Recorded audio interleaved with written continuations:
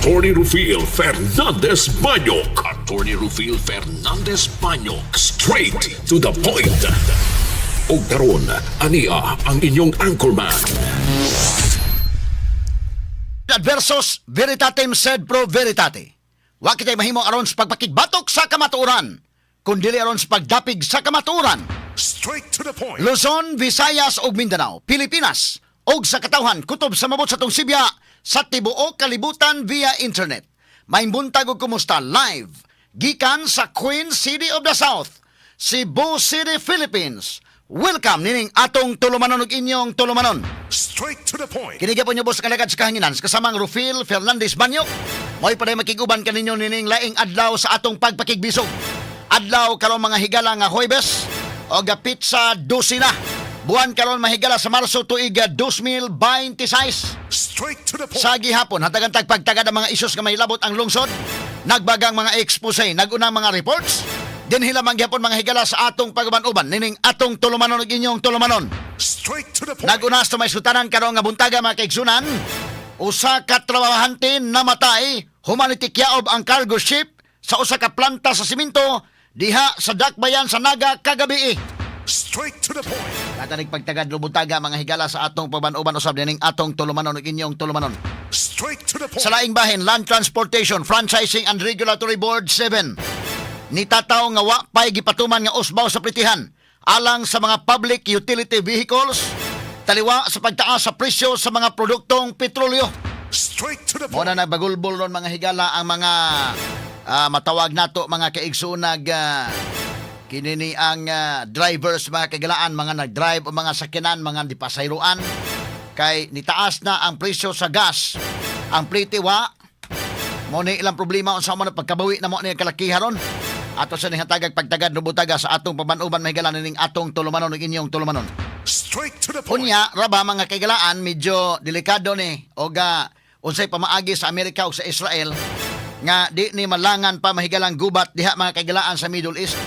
Kay once malangan ni ang pagan kitang mga civilians. Kita nga mga konsumidor sa lana, kita mo'y mapagan mga higala, bisag layo ang atong nagkalain-laing kanasuran tungod kay duna kini domino effects mga suking tigpaminaw. Straight to the point. Human sa kamatayon ni Ayatollah Ali Khamenei, napuli may gala si Ayatollah Arafat, namatay sab. Waray 24 oras, karon mga kagalaan, napuli kining anak mahigala Ayatollah Ali Khamenei mga kaigsunan, o ginganlag Mustafa Khamenei, pero nasamda na sa kunuday matod pa sa report. Medyo kung mapuli ka pagka-leader sa Iran, mahigala delikado kag targeton ka. Straight to the point. Sa latest update mga kaigalan, wa pa mo pakita kanilang leaders pagkakaroon kay matod pa samaran atol sa airstrike.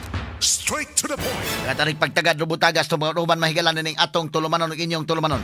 Straight to the Ang point. problema iniron kung doon na mga higalay di hinoon mo direkta mga higala, hidaot nga di pod mga kaigalaan gyud matandog ang garbo. Pero doon na mga higalay matod pa malagmit nga pagtabang sa China o sa Russia ngadto sa Iran sa lain nga mga pamaagi.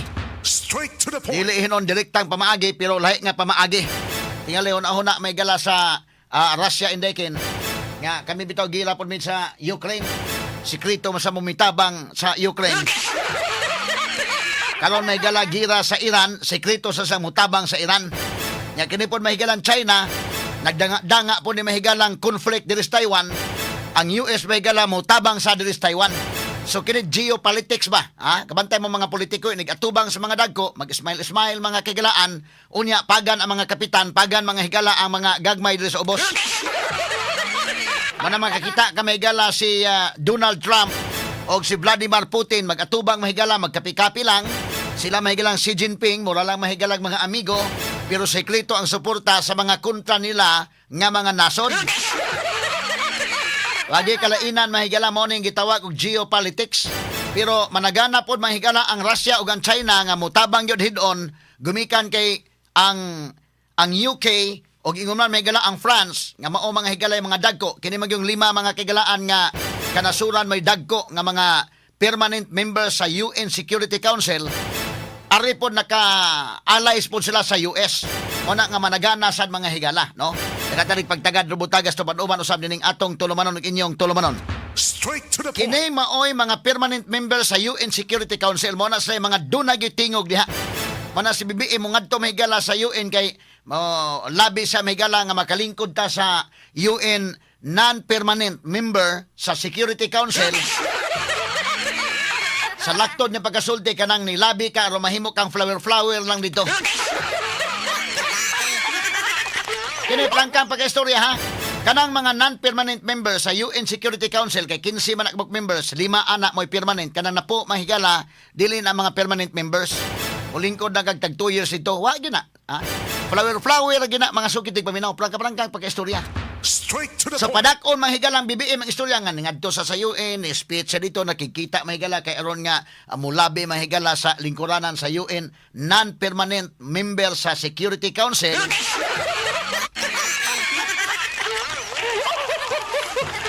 Medyo dili kayo dakog impact. Walang kalang pag-istorya manghigala. Na, to apoy usalain nga tumong niya day para sa paghatag sa status sa women. Mao gyapon dili kay na nakadakog impact. Ang dakog impact nga mutabang mahigalas BBM nga iyang tutukan yun unta kining problema lalo sa ato mga OFW sa Middle East. Straight to the point. Ni ay problema ang dako mahigala ang atong ekonomiya mo ni tagpagtagad karon butagas tupad uman usab ning atong tulumanon ug inyong tulumanon. Straight to the point. Samtang sa laing bahin diri mahigala sa lokal. Palihog kog anda man aday kanang speech nga imong gitan-aw dito sa Kuanday kaning kang Pambari 4. Kay ditubag mahigalas Governor Pambari 4 mahigala. Labot ining compromise agreement sa Apo Land and Quarry Corporation. Straight to the point. Kay doon na mga higalay compromise agreement sa Apple Land and Quarry Corporation nga gisudlan karon ang Kapitolyo. Kinigod mahigalang taxation mga kaigalaan. Doon na magod mga higalay pag hinangyo ay da. I-encourage po na mga kaigalaan nga doon na mga deals nga himuon. Aron nga importante nga makabarog po mga higala kining negosyante o gaon sa mahigala tabangan po sa gobyerno nga di po sa bunal-bunalan sa gobyerno. So doon na mga higalay lahi po na mahigalang pag buhis gyud mga kaigalaan labi na yung taga BIR dili tanan do na may daghang tarong napuyo ba na nga kusog mamunal kay agakon man nimo nang negosyante otherwise mamatay na ang iyang negosyo. So agakon nimo na pero karon ni sud og agreement mahigala ang Kapitolyo og Apo no gikan sa 1.2 billion di makabayad mahigalang Apo ni hangyo mga kaigalaan sa Kapitolyo og mubayad sila 200 million kapin. Nisugot mahigala si Pambari 4 dakong isyo kay ngano nga kadako nga bayron ng buhis ni sugot man sa Pambari 4 nga 200 million kapin. Pero mahigala karong dako ang isyo. Onya ni gawas mahigal sa mga pamantalan atong husayon sa sibianan ha. Ari mo paminaw sa DYHP Arimen Cebu kay kita may mohatag og fair nga evaluation aning maong mga issues. Na ang tinuod mga kaigalaan na gyud intra gyud mahigalang Kapitolyo. So unang tan-aw nimo day makaingon gyud ka nga unsa man ning kalakiha nga ngano ba nga ka dunay compromise pa nagsabot-sabot pero di ba alkanse kayo ang gobyerno rasan no nga gikan sa 1.2 billion di aman 200 million mga higala kapin ang ila lang ibayad kung okay ba ang Kapitolyo.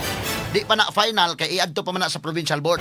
Kisi-kisi may galas Glenn Soko gumikan mahigala kay sa may vice governor ay dako ra kuno kisi-kisi siya maayo dunay punto si Glenn Soko para nako indekin dunay punto si Glenn Soko. Sa wa pa ko makahibaw nga si Glenn Soko sa di ay sa panahon may galang Gwen Garcia doon na day po mahigalay buhis dito nga ni compromise po ang Dolomite mahigala nga negosyante dito makigala negosyante Dolomite sa Alcoy nga 855 million ila lang gisitol og 56 million.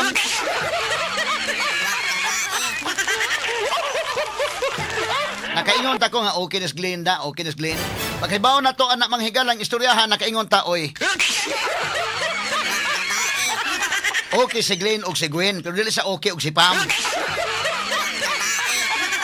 Mo na prangkang pagkaistorya, no? Dili sa ingon nga dili day kini mo sakto nga mo protect yun mahigala kung sa bahin sa katawhang subuanon. Straight to the Ya point. karon mahigala nasuta nato nga okay siya kung si Gwen, dili sa okay kung si Pam. Mas gamay pa mahigalang pagsitol ni Gwen. Limang kag bayronon nga 855 million, gisitol lang ng 56 million dakin. Ato ni hatagag pagtagad rubutaga sa ato paban-uban usab ning atong tulumanon ug inyong tulumanon. Straight to the Ari mo point. paminaw sa DYHP kay ato nang hatagan og husay mahigalan ning mga issues no. Salamat sa inyong pagsalig sa itong sibianan mo na pasalamat mi nga kita mo oy kanunay mahigalang nga overall number 1 station Sugbo o pinaminaw mahigala kay amo mong husayan sa unsay fair nga pagkahusay, unsay tinuod mga sukin tigpaminaw. Straight to the point. Samtang sa laing bahin ang atong paghatag pagtagad sab kay didto sa gawa sa nasod ang Iran ni warning og $200 nga kalibutanong presyo sa krudo matag baril. Samtang nagpadayon ang tensyon didto sa Middle East. Straight to Mo the ni point. mahigalay kalaki ron sa kuan. Kini ni ang Iran mga higalang ilang-ilangan langan ni ilangan-langan. Unya ila mga higalang ang Strait of Hormuz, ila na mga higalang atangan din na, wa na mga higalang mga seafarers, mahadlok mahigala ang mga barko nga mangagi, ang mga barko nga maghakot ng mga lana, mahadlok mo agi dito. Gumikan ini mga sukit tigpaminaw, ha? Mumahal ang kalibutanon nga merkado sa ato mga higalang mga gasolina. Diha na ang problema mga sukit tigpaminaw. Tagantang pagtagad ron. Kinig uban pang mga iskutanan niyo mabati. Exclusive. Over DYHP Animin Cebu. 612 sa dial sa inyong mga radyo sa 93.9 IFM. Sa